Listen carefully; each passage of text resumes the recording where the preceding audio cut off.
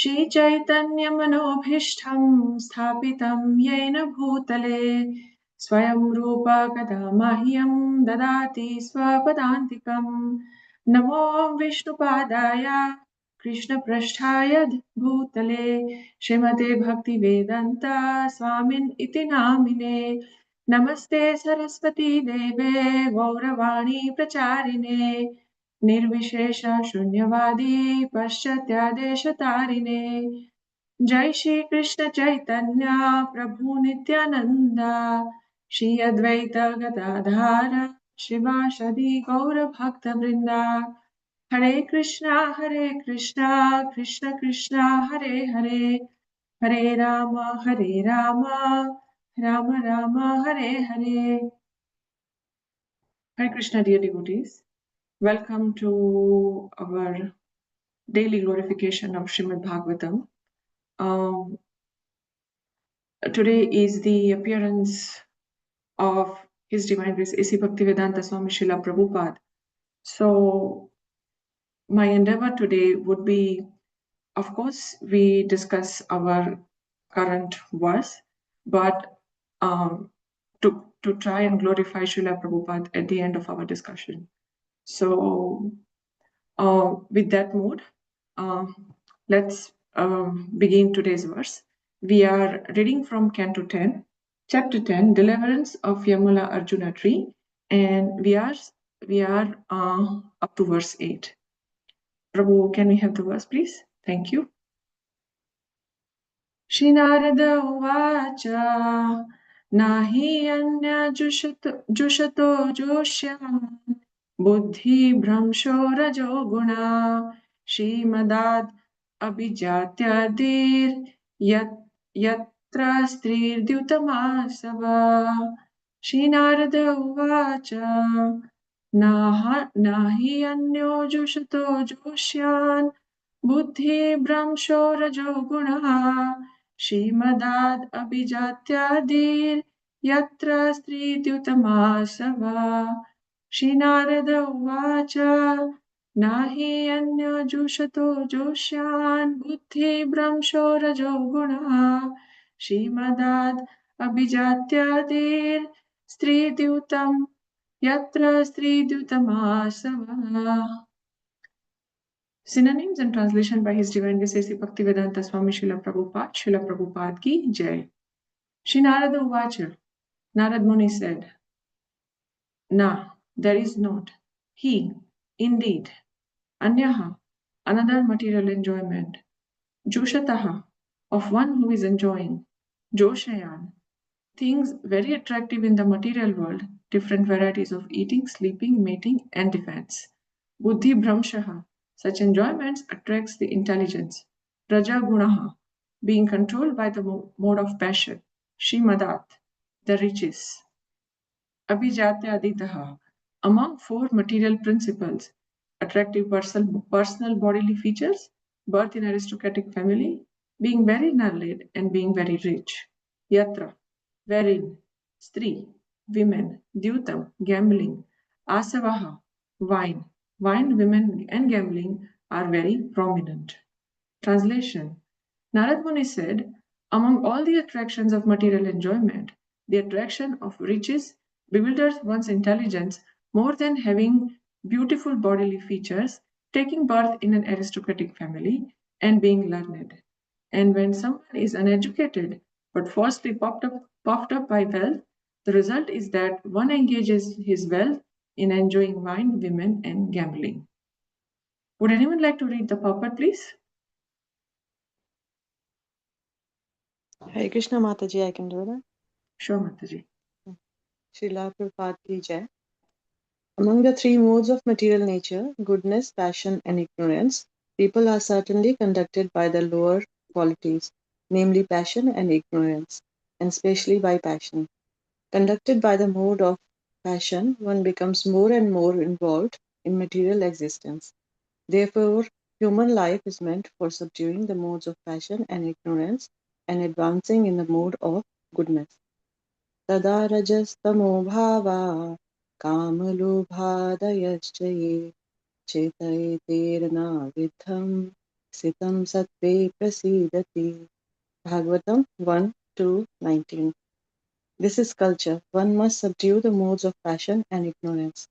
In the mode of passion, when one is falsely proud of wealth, one engages his wealth only for three things, namely women, wine, women, and gambling. We can actually see, especially in this age, that those who have unnecessary riches simply try to enjoy these three things. In Western civilization, these three things are very prominent because of an unnecessary increase of wealth. Narad Muni considered all this in the case of Manigriv and Nalkuver because he found in them so much pride in the wealth of their father, Kuvera. Thank you, Mataji. Thank you so much, Mataji. So we have been discussing Damodar Lila since the beginning of this month. And we are in the past time, we are at the place where Krishna is bound by the love of Mother Yashoda. And Krishna being in the courtyard, now trying to do another mischief. But before that mischief happens, there is a background story to it.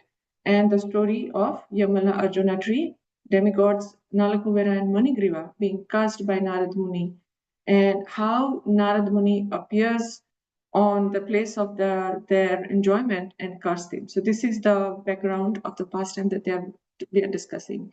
Yesterday, in a class, Her Grace Bhaumai Mataji and Sneha Bhakti Mataji were glorifying the occurrence of meeting spiritual master or having a spiritual master in our life, that it appears, sometimes very magical or mystical. So in this Leela particularly, we can rather call it as a divine arrangement. Sri Ram Swami, in his book Damodar Janani, he describes that Narad Muni saw Nalakuvera and Manigriva. So before Narad Muni actually saw Nalakuvera and Manigriva enjoying in river Mandakini, he was absorbed in the thoughts of Krishna's childhood pastime. He was singing and glorifying Lord's compassionate nature, that he shows compassion to even those demons who tried to harm and kill him. And in that joys of ecstasy, tears was falling down off his eyes. What he was singing? He was singing this verse of Srimad Bhagavatam. Token jiva haranam yadulokikayas Traimasikasya chapadasha kato pravritta Yat ringataragatina divis prashorava Unmulanam tava itarat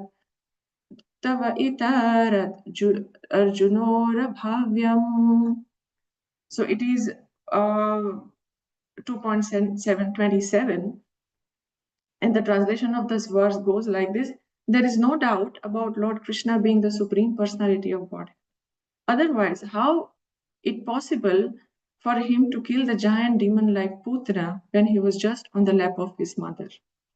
To overturn the cart with his leg when he was only 3 months old, or uproot the pair of Arjuna trees so high that they touched the sky when he was only crawling.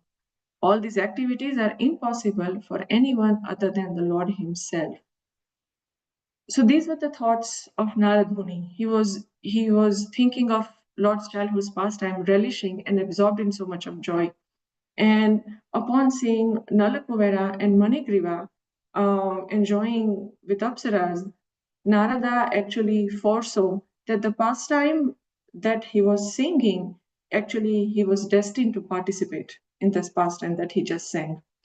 And Krishna's learning from this verse, actually Krishna's compassion stirred the heart of Narad Muni. So he thought that, how can I deliver this ignorant fool and give them the taste of real nectar? What is the real nectar? The real nectar is meeting Krishna. Now Narad Muni, he was Bhagavata, Uttama Bhagavata. He was a great scholar in science of devotion. So he decided to bless Nalakuvera and Manigriva. He was thinking that these demigods have fallen from mode of goodness. They are no better than low class guhyakas. Who are guhyakas? Guhyakas is basically Prabhupada explains in a few of the purports in Bhagavatam. Prabhupada translates that as yakshas is a type of a yaksha, or basically a ghostly person. And their intoxication of wine will wear off with the time, but the intoxication of pride will not. So if I simply bless them with the fortune of pure devotion, they will flaunt it because of their pride. But so first, I must curb their pride, and when they have achieved, when that has been cured, or when that has been achieved, they will become eligible for bhakti. So that was the intention of Narad Muni. Now when we hear of the thought process of Narad Muni, one thing that comes out that one of the quality of devotee is daksha. They are expert. And here Narad Muni perfectly knew that what punishment to be given or no, how to make them Krishna consciousness instead of a punishment. And so, and what was the need for Narad Muni to make them Krishna consciousness? Because the pure devotee of the Lord is para dukhe dukhi. The compassion in the heart of the devotees impels him to do so. Prahlad Maharaj in Canto 7, Chapter 9, verse 43 and 44, he says that, I'm not afraid of this material existence. For wherever I stay, I am fully absorbed in the thoughts of your glories and your activities. So this was Prahlad Maharaj actually offering his prayer to Nrsimhadev. My concern is only that for the fools and the rascals who are making elaborate plans for material happiness and maintaining their families and societies and countries, I am simply concerned with the love for them. And in the next verse, he continues that my dear Lord Nrsimhadev, I see that there are many saintly persons indeed, but they are interested only in their own deliverance. Not caring for the big cities and towns, they go to Himalayas or forests to meditate with the vows of silence, Mauna Vrata. They are not interested in delivering others. As for me, however, I do not wish to be liberated alone. Leaving aside all these poor ignorant rascals, I know that without Krishna consciousness, without taking the shelter of your lotus feet, no one can be happy. Therefore, I wish to bring them back to the shelter of your lotus feet. So this is the heart of the devotee. Janma sarthaka kari para upkar. So it's not that they only think of a Krishna, but at the same time, they spread the message of Krishna. They want people to feel the same joy that they experience. And I have said this pastime of Srila Prabhupada before also, and the same, I was reminded of the pastime again, that Srila Prabhupada, he was coming, I think it was London, he was coming from the airport, and one of his disciples was picking him up. It was early in the morning, so he picked him up, and they were in the car going to the destination wherever they were supposed to go. And they happened to pass through an area where there was a nightlife, and people in the morning, here we see if we ever happen to pass through valley area, that in the early morning, those who have partied for the entire night, those who have intoxicated for the entire night, they are sometimes lying on the ground, lying on the road, not at all in a condition which not at all in a condition which is forget about bhakti to look after even themselves. So Srila Prabhupada also happened to pass through one of the areas, and the disciple who went to pick him up, looking at them, he was thinking and taking pride in his good fortune, that look at these all people, they are suffering, and at the same time I'm so fortunate that I'm actually having the association of my spiritual master. And then with that mood, he looked at the Srila Prabhupada. Srila Prabhupada was crying. Srila Prabhupada was crying that there are so many fallen souls that needs to be afflicted. So that is the compassion that Prabhupada had. That is the heart of a devotee, and that's where Narad Muni is also coming from. And as I said, that Narad Muni was Daksha. He was well versed with the spiritual practices, and he perfectly knew that how to change the heart of Nalakuvera and Manigriva. His Grace Sakirai Prabhu often shared this in regard to Srila Prabhupada also, that our Srila Prabhupada is also like that. You know, he in the beginning days of the moment, Prabhupada had so many disciples, like so many newly disciples, but Prabhupada also perfectly knew how to engage them, how to engage his disciples according to their nature and abilities. And we talk about causeless mercy. You know, we hear every now and again that causeless mercy, but this is causeless mercy. A pure devotee of Krishna knows how to counteract the offense that is made by the neophytes, people like us, person like me, and subsequently provide him an opportunity to gain the purification so that the devotee can come close to Krishna. So by cursing Nalakuvera and Manigriva, Narad Muni acted as an instrument in Lord's plan. But you know what? He was still hesitant. And why is that? Because he thought that it would be an offense on his part if he curses the demigod. But then he immediately counteracted his thought by arguing, by having another thought that but it is God's plan, and he was helpless in God's master plan. Again, moreover, if I curse them, they would be benefited because they will be able to see Krishna directly.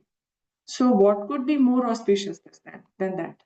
Krishna is omniscient. He is all-knowing. So he knew the heart of Narad Muni too. He knew what Narad Muni was thinking too. And actually Krishna was pleased seeing Narad Muni's, or knowing Narad Muni's humility. That although he is acting as an instrument, he was still concerned about not offending the fallen devotees. So another very important point, that Narad Muni, he was submissive to the Lord's plan, but at the same time respectful even in the action of cursing the fallen devotees. And this is very important learning. I can speak for myself that I need to put this into practice. Amrendra Prabhu in one of his class said that there is never ever a chance when one is a good devotee and a bad person, because a good devotee is a good person in all circumstances. And the process, or the process of Krishna consciousness, or this moment of ISKCON is actually meant to purify us. So the response that we give to a situation, that we used to give a situation few years ago, should have been different now, and should have been better in years to come. If this is not happening, then there is something wrong going somewhere, and we need to introspect. So Narad Muni here, cursing with the intention or blessing Nalakuvera and Manigriva, but at the same time he is very much in the humble position and aware of his conduct. Bhaktivinoda Thakur says that from story of from Narad Muni cursing Nalakuvera and Manigriva, there are two prominent lessons that come out. And first, we recognize the dangers of bad association. As the verse says, Sri, Dyuta, and Asava, one leads to another. How? We will discuss that further later. And another is inestimable value of the moments of association of the pure devotee of the Lord. Narad Muni happened to be there at the place, and that changed the fate of Nalakuvera and Manigriva. Bhagavatam 1.18.13, amazing verse. It is like that. Tulayam lavinapi Tulayam lavena pina swargam nanurpunarbhavam bhagavad sangi sangasya martyanam kimutashisha. Translation of this verse goes like this.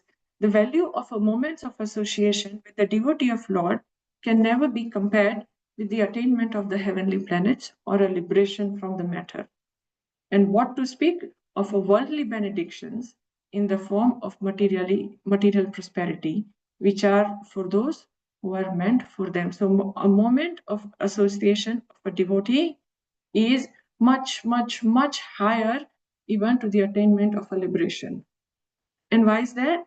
Because the pure devotee of the Lord is attached to Krishna. And hence, his words, his thoughts, his action focuses on pleasing Krishna only, which we can see in the pastime where Narad Muni chastises and curses Nalakuvera and Manigriva. Externally, it appears like a chastisement, but the deeper intent, as we discussed, was to bring them close to Krishna. And similarly, we also sometimes get some rough words. Scolding, I won't use the word because the devotees are generally very merciful. But we also get some harsh words from our seniors. But instead of looking at the external, we must consider the intent behind it. And in order to understand that also, sometimes it takes time. But that's okay. We give the time. So this was the explanation, or this was the discussion on up to verse 7. And now, after having this thought process, Narad Muni speaks today's verse. That Nalakuvera and Manigriva, so coming back to the verse today's verse now, Nalakuvera and Manigriva, they were demigods. And they should have, demigod means they are on the higher platform on the consciousness. They should be in the mode of goodness. And instead of trying to elevate themselves further higher by controlling their mind, what they were doing, they were indulging in a mode of passion. The allurement of their father's wealth led to them do so. And because of that sinful conduct, they are now also in a mode of ignorance. And how mode of ignorance? Because they'll end up being a tree.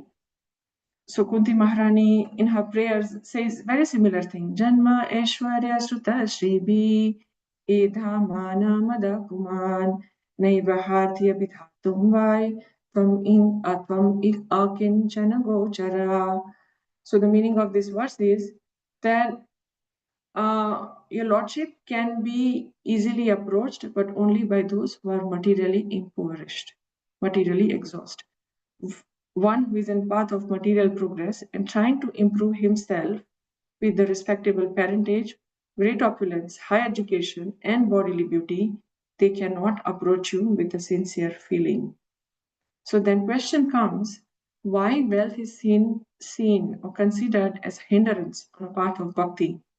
What happens if someone is material well?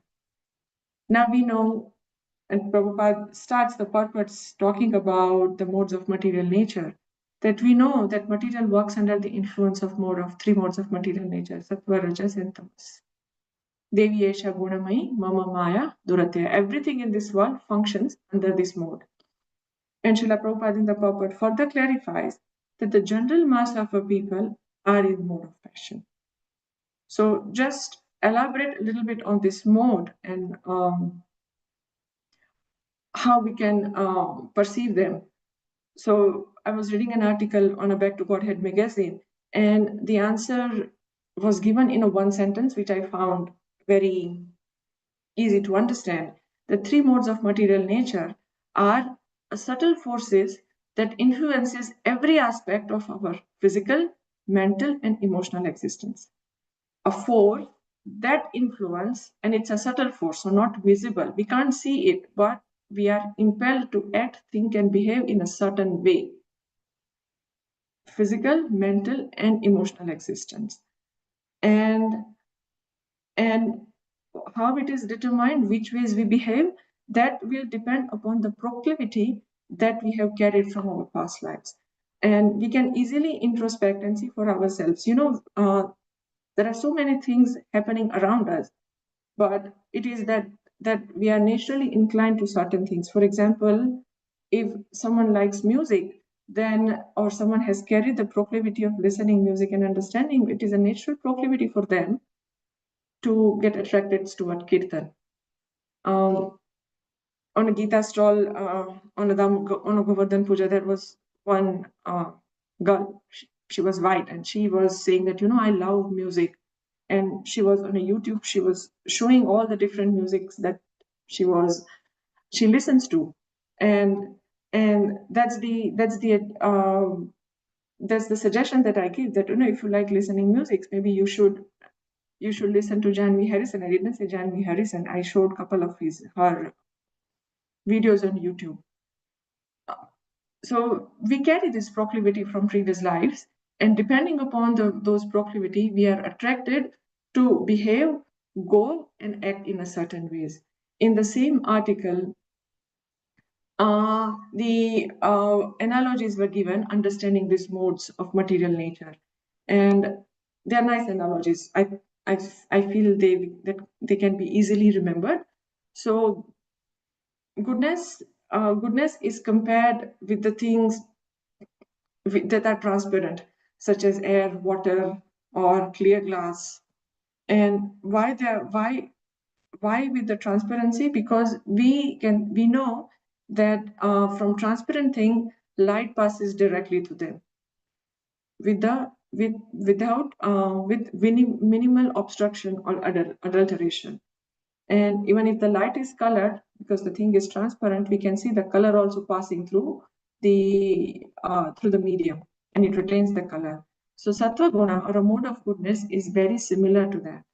A person who is predominantly in the mode of goodness, we can see that in their behavior, in their activity, in that works, they are very close to the nature of soul, even though the nature is still filtered through the material conditioning, but they are very close, and hence the advice that we receive that we should try to remain in a mode of goodness, because mode of goodness is very congenial for us to transcend the modes and practice bhakti. Then mode of passion is compared with those things which are semi-transparent, like an obscured glass, or not obscured glass, a frosted glass, or or sometimes water with the dirt, partially muddy water. And so what happens in those scenarios, that light still passes through them, but it is constricted. It prohibits the accurate perception of a light or an object of a color, because they are only semi-transparent. And a person who is under the mode of passion will represent that, could be understood by that. How is that? Also, a person who is in a mode of passion means what? Mode of passion means hankering, longing of a desire, and the immediate need to satisfy those needs by action. And so he has the clouded vision, and that means that is mode of passion. For example, the meaning of word raja is basically a dust or a smoke, and as the word says itself, that it can pass through the light but not fully. Similarly, so to the degree the person's consciousness is dusted with the desire, material desires, to that degree the person is unable to see the true nature. And this is what Prabhupada talks in the Bhagavad, that in these days and age, mainly people are under the influence of the mode of passion, because their intention is to satisfy the insatiable desires. Material insatiable desires means they are impossible to satisfy. One after other, they keep coming. insatiable material desires. And then the article talked about ignorance. Ignorance is basically compared with an opaque objects like a brick or wood, where the light doesn't pass at all. And basically that means that is similar to tamas, where the quality of the soul is so covered that they are not in a place to understand anything. So when person is in the mode of passion, the intelligence is dusted by some pious deed. And what happens is, if he has a wealth, so with a person when he's in a mode of ignorance, the intelligence is dusted or covered, I would say. And by some pious deed, if he happen to have a wealth, and if he doesn't know the proper usage of the wealth, then he engages this wealth in asava, Sri Dyuta asava, as the word says. Sri, women, Dyuta, gambling, and asana, asava, wine. And sometimes the wealth is not there, but the proclivity of enjoyment is there. So the person is driven by the desires of the enjoyment. They work very hard and then get entangled in cycle of birth and death. So when I get money, I'll buy a Tesla, I'll go for a world tour, or I buy a house or a bigger house, or I put my children in a better school. All these desires, Krishna identifies, Prabhupada explains that as a material desire.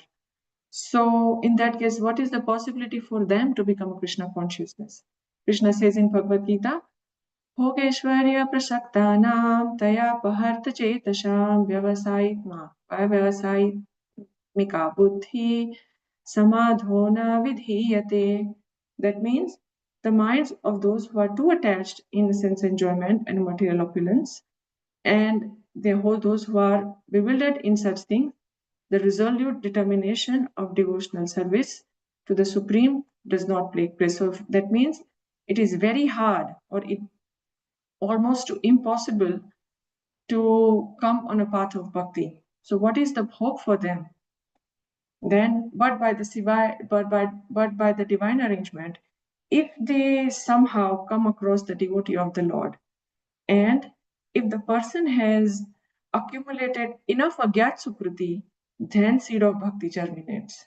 Like, Narada Muni makes or change the hearts of Nalakuvara and Manigriva in this pastime. Brahmande Brahmite Kono Bhagyavana Jeev, Guru Krishna Prasade Pai Bhakti Lada Pinj.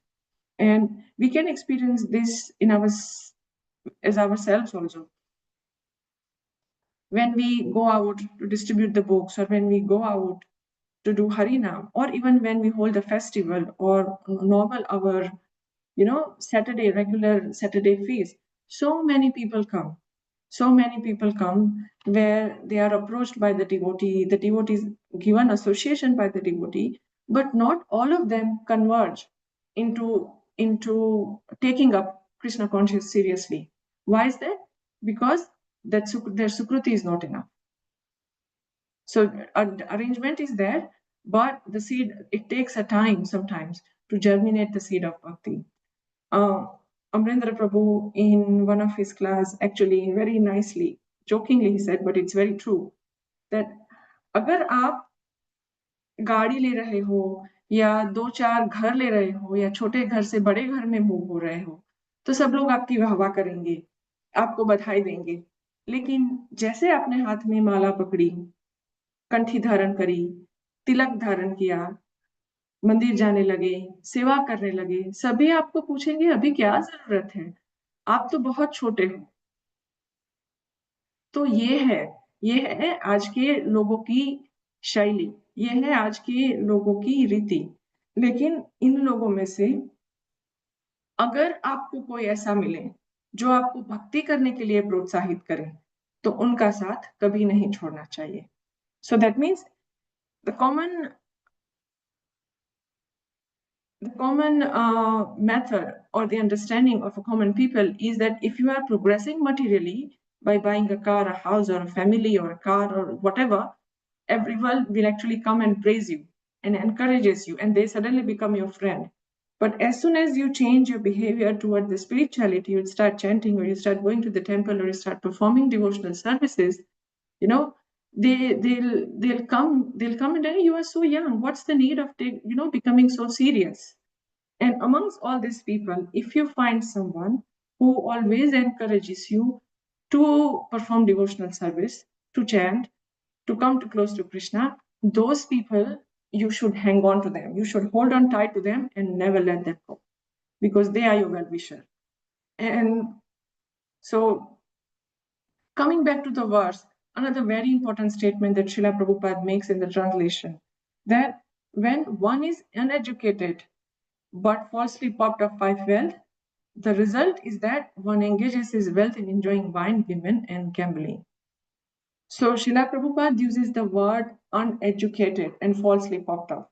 Uneducated word is also quite of significance. Heavy material opulence is not as bad as not knowing how to use them. Nalakuhara and Manigriva, they have father's opulence, which was easily given to them. So they were enjoying. And as I said, same scenarios in the world today. And specifically, we just had a Diwali last week, and we were talking with the family back home that on Diwali, on Dhanteras, 13th day of the calendars, it is a tradition that one purchases gold. And family back home was saying that the price of gold this time is so high, one even can't think of buying. And despite of that, on that particular day, on a Dhanteras, there were queues outside the shop, planning to, intending to buy gold. I've seen on a video on a social media as well, where Indians, those who are in Australia, they also queued up. I don't recall the shop's name, but they also queued up outside the shops intending to buy the gold. So if I compare, or if we compare the lives few decades back, or the time, or compare with our parents or grandparents, the time that the time or the way they live their life is very simple. They have kind of followed the principle of simple living and high thinking. But with the money coming in this day and age, again, India is an example, the people are just ready to spend regardless of the price of a commodity, rather it be a gold, rather it be a world tour, rather it be studying at the foreign universities. And so then one would think, or a question would come, that what to do if you are born in a wealthy family? Do we leave everything and become poor so that we can do bhakti? So the answer is, leaving everything prematurely is also not conducive to bhakti. And it is not always, but sometimes, it is a misplaced perception that Krishna does not grant opulence to his devotees. In fact, his devotees received limitless opulence. And there are so many examples in Srimad Bhagavatam. Like Sudama Vipra, he was poor, but then he visits Krishna, and then he got the palace. His intention to visit was Krishna, was not to gain a wealth. He was forced by his wife, and he couldn't even ask for it, but Krishna actually gave him limitless, like so much wealth. I wouldn't say limitless. The fruit seller, where Krishna just took a couple of fruits from the basket, and the entire basket got filled with gold. Dhruva Maharaj. And there are so many examples on Srimad Bhagavatam. So everything actually then comes down to our consciousness. And if we look at the Srimad Bhagavatam, as I said, there are so many examples. First example that I could think of is Bali Maharaj. Opulence come by the will of the Supreme Lord. Bali, for example, Bali Maharaj. Bali Maharaj, we know the pastime that he offered everything to the feet of Vaman Dev. He gave his wealth, all the kingdom, and when the Lord couldn't find a place to put his third feet, he offered himself.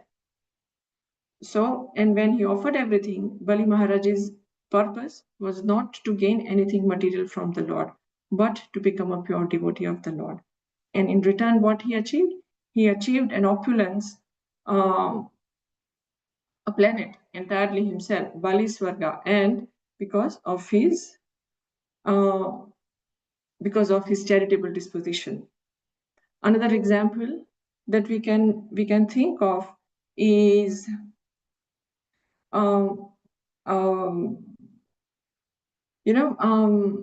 Lakshmi Devi. So Lakshmi Devi resides in a chest of Lord Vishnu, and it is said in the purport of Srimad Bhagavatam 4.23:11 that devotional service, it is like a queen. So what happens with queen? When queen gives an audience, with queen so many of her maidservant follows as well. So the maidservant of devotional service is actually material opulence. And so that means maidservants of devotional service are material opulence, liberation, and all the mystic powers. So Lakshmi Devi, goddess of fortune, she resides on the heart of Lord Vishnu. And so whoever serves Lord Vishnu, she naturally sees that. Whoever worships Lord Narayana, she naturally sees that. And where goddess of fortune understand that devotee is in favor of devotional service to Vishnu, Lord Narayana, she is naturally inclined to bless the devotee. So the conception that we have that one has to be poor in order to do the bhakti, the point behind that is prematurely renunciation is not helpful.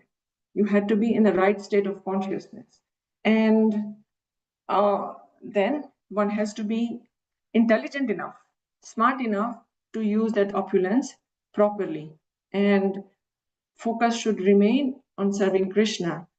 Again, example from Srimad Bhagavatam, Amrish Maharaj, he was the emperor of the entire world, but he considered that opulence temporary, and he engaged all his senses, everything that he had, in the service of the Lord. So then question comes that when does Krishna give opulence to his devotees? And Bhagavatam 8.22-26 in the purport, Srila Prabhupada explains that in spite of having all the possessions, all the opulences, if the person is not proud, that means if he is fully aware that his opulences are due to the mercy of Krishna, then Krishna gives opulence. And therefore, understanding that if he engages all his possession in the service of Lord, then he continues to receive those opulence. And despite of being in such a position, if he does not become proud, falsely thinking that he is the proprietor, then that is the Lord's special mercy. Because it is very easy when you are in a situation, then pride, distinction, adoration, these things come into place. So it is very easy, and Maya actually gets trickier and trickier, that it is very easy to think that I am the doer, I am the proprietor, I am the enjoyer.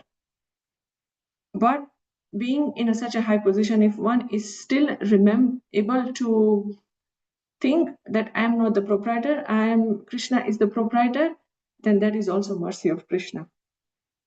So Krishna knows basically that what is best for each one of us.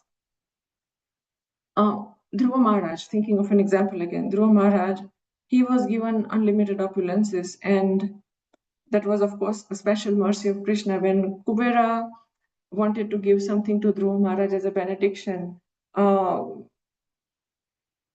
Maharaj could have asked for anything, but instead what he asked for the devotional service to the Supreme Personality of Godhead. So when a devotee is fixed in a devotional service, there is no need for Lord to deprive him from his material opulence. This is the purport. This is the statement of Srila Prabhupada in the purport of verse 8.22-27, that when the devotee is fixed in devotional service, then actually Krishna facilitates the devotee by giving them material opulence. Krishna never takes away material opulence achieved because of devotional service. Sometimes he takes away opulences achieved by pious activities, and that the intention behind that is to basically make the devotee pridelessness or put him in a situation so that he comes close to that. And for example, if a special devotee is meant for a preaching but unable to give up his family life or a material opulences, then Krishna put him in the position that his material opulences are gone, family is gone. So now he is in a place where he actually surrenders to Krishna, submits to Krishna, and passes on his message. And our dear Srila Prabhupada is the prime example of this.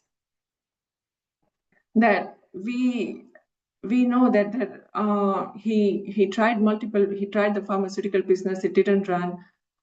He had a wife, but she was not favorable to bhakti, and then he was put in the situation that, okay, there is no one, but okay, this is the time I have to follow the instruction of my spiritual master. So Krishna puts one into the situation. So either giving a material wealth, or either making one a poor, or either devotee being in the place and acting on behalf of Krishna, or acting as the instrument of Krishna's plans. Everything is Krishna's arrangement. And so then, what is the real power? So because we are talking about material opulence and wealth, and I was curious that, okay, then what is the poverty for a devotee? So the poverty of a devotee, it is described in Chaitanya Charitamrita Madhya Lila 20.142, that one is said to be in a poverty-stricken condition when one forgets Krishna. Narottam Das Thakur, in his bhajan Hari Hali Bifale Janam Goainu, he said that Gulo Kera Premadhana Harinama Sankirtana Ratina Janmilo Keneta. That what is the treasure? Golokera Premadhana. The treasure is the divine love of Golok of Vrindavan that has descended as the congregation chanting of the holy name. But why did my attraction for the chanting never come about? So that is the wealth for the devotee. Forgetfulness of Krishna is the poverty-stricken condition, and wealth, real wealth for them, is Golokera Premadhana, the love for Krishna, remembrance of Krishna. That is the wealth for a devotee. So now we discussed Damodar Lila. We discussed how the excessive wealth, or not excessive wealth, the uneducated use of wealth lies down one to the modes of passion and downs to the ignorance. And in this pastime of Narada Muni cursing Nalakuvara and Manigriva, if we contemplate, then we can see that there is no record of Nalakuvara or Manigriva having performed any significant devotional service. What they did, as I think it was discussed in a couple of classes back earlier this week, that at the best what they did, they worshipped Lord Shiva. And despite of their standard qualification, they attained perfection. And the reason behind that is what? Because Narad Muni desired that. And being bound with Krishna's love, Krishna was obliged to liberate the sons of Kuvera. Now, if we think Srila Prabhupada is like Narad Muni for us. Sri Ram Swami in his book Damodar Janani shares that Srila Prabhupada reassured us that by chanting of 16 rounds and following 4 regulative principles, Krishna would accept us, and we would go back to Godhead. This is Shivaram Swami expressing. And he beautifully glorifies and compares Srila Prabhupada with Narad Muni, which I feel is so apt on for today in the glorification of our dear Srila Prabhupada, which I would like to share from the book. So, you know how I just mentioned that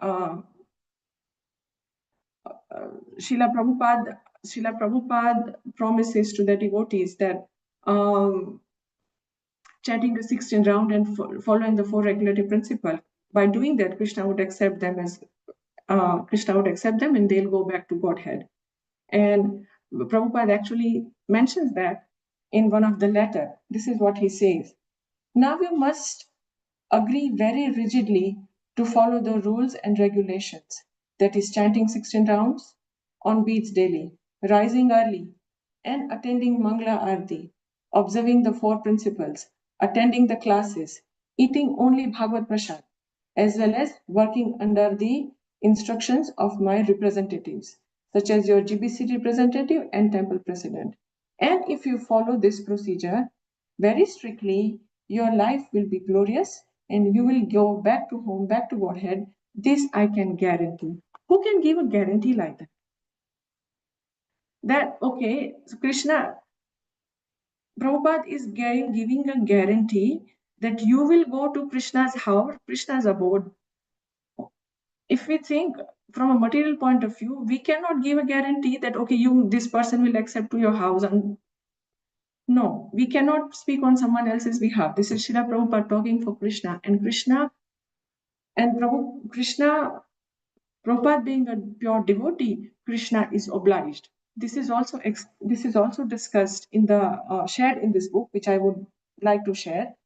That this being blessings of Srila Prabhupada brings us the same result as the curse of Narada. Krishna becomes obliged to accept the devotees' faithful followers, as Krishna became obliged to liberate the sons of Kuvera by curse given by Narada. Same way, by Prabhupada's instruction, Krishna becomes obliged to liberate fallen souls like us. And the similarity does not end there. Sriram Swami further explains that like Nalakuvera and Manigriva, Srila Prabhupada followers, so he is referring here to himself and contemporaries at that time. And of course, it applies to us also. That like Nalakuvera and Manigriva, Srila Prabhupada's followers did not follow the ideal standard of sadhana. When Srila Prabhupada came to America, he asked devotees to chant 64 rounds. However, when they were unable to do so, Srila Prabhupada eventually settled on 16 as a minimum. This indicates that Srila Prabhupada adjusted the terms by which Krishna would accept us. Who is accepting Krishna? Not Srila Prabhupada. Srila Prabhupada accepting us as a disciple. But Srila Prabhupada has the ability, authority to come to a term by which Krishna can accept. For those with implicit faith in his divine grace implies that the founder Acharya of ISKCON Srila Prabhupada could set a condition upon which the liberation of his followers would take place. And then because it happened at that time, there are some Vaishnavas who actually doubted the members of ISKCON. That how, by such a minimal practice, how can you go back to Krishna, go back to home, Godhead, in a one lifetime? And they also argue, I'll again read from the book. So they argue that deep conditioning of the Westerners, the compromise sadhana of 16 round, the lack of training in a Vaishnava culture, and perhaps the lack of understanding in esoteric teachings are combinedly to a great handicap. So all these things where they are lacking in so many criteria, how will one make to go back to Godhead? But their opinion is such that an insufficient practice can only ensure rebirth as a devotee in which a higher grade of a bhakti can be practiced. So at the most, these people can gain a birth in a family of a devotee by which they can progress further. So according to their understanding, going back to Godhead by following these practices was not possible. But that is not the example of a Nalakuvara and Manigriva. Whatever standard Narada set for these demigods, for this demigod's liberation, Krishna accepted. Similarly, whatever standard Srila Prabhupada set for our liberation, Krishna will accept. That is the conviction of a devotee who accepts Srila Prabhupada as dear to Krishna as Narada. Such a beautiful explanation and such a beautiful paradox that he has driven. And I find everything is so true. When Srila Prabhupada, so then we understand that, okay, we are fortunate to have this mercy, but then onus comes to us as well. It's okay, we are giving this highest goal by the sublime process, easiest process. What we need to do, Sri Ram Swami says, while Srila Prabhupada's mercy has made the path of a perfection easy for us, we should bear in mind this disarrangement with Krishna also sets requirement for us, to which we agree at the time of initiation. Srila Prabhupada did not want us to stand like a trees, but to engage in a sadhana and preaching. And based on our sincere effort, we would be rewarded with the Krishna's mercy at the conclusion of our efforts, as promised by His divine grace. So, this is the beauty of Srimad Bhagavatam. This is the beauty of glory and beauty both of Prabhupada's disciples. That if we have been discussing Damodar Lila for 2 weeks, and every single activity has, a tiny binding a Krishna with the rope. There is so much wisdom, there is so much nectar understanding that is hidden, and as devotee speaks, it unfolds. Sometimes we hear these pastimes and we connect. We take that okay, it has happened so many years ago. What is the practical application? Srila Prabhupada, comparison with Srila Prabhupada with Narad Muni, I find so apt, and it puts us back into the remembrance that if we think, or if we put a higher value on what Narad Muni did for Nalakuvara Manigriva or something was of utmost importance, Srila Prabhupada did exactly the same thing for us. What we need to have is, we had the consciousness, but we forget. So, reminder, memory. And when we discuss these pastimes, when we hear Srimad Bhagavatam, not actually Pibata Rasamalaya, when we drink the nectar of Srimad Bhagavatam, we are reminded of these things. It puts into right consciousness, of course. We are all material beings. We tend to bounce back, but repetition always helps. And that I couldn't find the reference, but that's what also Srila Prabhupada says, that repetition is necessary because it helps. And I would stop here. If anyone has any comments or correction or additions, please unmute and share.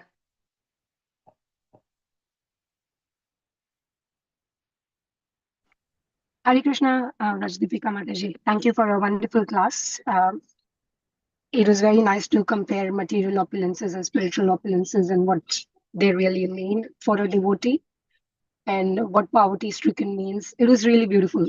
Just wanted to say, today is Srila Prabhupada's disappearance day. The program starts at 5 p.m. Today is a day to remember Srila Prabhupada. It's a day to remember Srila Prabhupada even more, to be feeling grateful a little bit more. And we owe it to him. So if we find time today, actually we must make time and write homages if we haven't already done that. And probably in the evening, there might be an opportunity for everybody to speak. even if we don't get a chance to speak later on, you can sit next to Srila Prabhupada, read out your offering to him. I think homages are very, very important. It helps us to pause, put a pause in our life and reflect on where we are and how Srila Prabhupada has shaped our lives in such a beautiful way. So the program starts at 5 p.m. Please come along with your families. Thank you. Hare Krishna.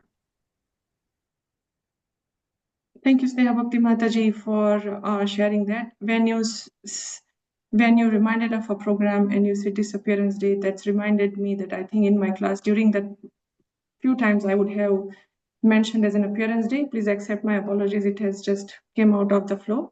Today is Srila Prabhupada's disappearance day, as Mataji advised. Anyone else would like to add, share, comment, anything? Hare Krishna Mataji, it was a beautiful class. Thank you for sharing your knowledge and grace us with all the beautiful blessings, I guess. Just wanted to understand if, Janmashtami and Radhastami and all, we all fast. Are we required to fast to offer our obeisances to Srila Prabhupada as well today? For today, so understanding behind it is Mataji, that each fast is different. But when it comes to the appearances, disappearances for our acharyas in Guru Parampara, it is half-day fast. So same applies for today as well. Half-day fast, it means after 12 o'clock, we can offer to the Lord, we can offer to the Srila Prabhupada, and then we can honor prasad. Till then, just water only, I think. Sure. Thank you for that.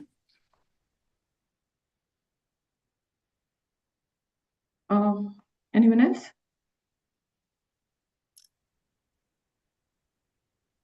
Okay. So we conclude our discussion today. Look forward to seeing all of you this evening at the Harekrishnatemple with the homages, with the glorification of Srila Prabhupada. Hare Krishna. Hare Krishna Mataji, thank you so much. Thank you. Hare Krishna Mataji, thank you. Hare Krishna Prabhu. Hare Krishna Mataji, thank you for the class.